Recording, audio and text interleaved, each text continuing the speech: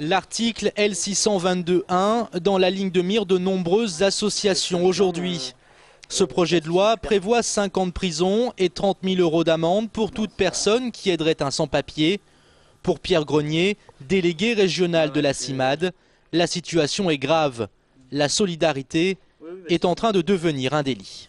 Sur Toulouse, c'est plutôt une poursuite administrative pour le coup. C'est-à-dire que le préfet a envoyé récemment des courriers à une vingtaine de personnes qui s'étaient opposées l'an dernier, au mois de juin 2008, à l'expulsion d'un père de famille.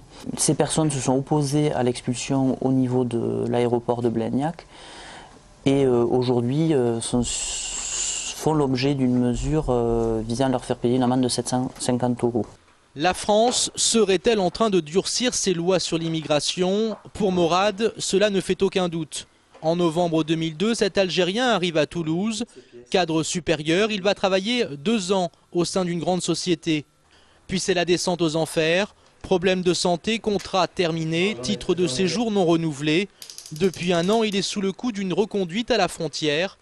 Et hier, les choses se sont un peu précipitées. À 7h40. Ils ont frappé, c'est la police, on ouvre, oui. C'est un contrôle anodin, etc., juste pour voir votre situation. Et puis de fil en aiguille, il s'est avéré que c'était une interpellation, parce qu'on a fini à l'aéroport, toute la famille. Alors je ne vous dis pas ce qui se passe là-bas, on était vraiment traumatisés, parce que comme ma femme et mon enfant sont claustrophobes, ils les ont mis dans des cellules où il n'y a même pas de vitres. C'est traumatisant, c'est traumatisant. Finalement, après 8 heures de garde à vue, Morad ressort libre avec sa femme et son fils. Mais pour combien de temps encore? L'an dernier, 555 mesures d'éloignement ont été prises en Haute-Garonne.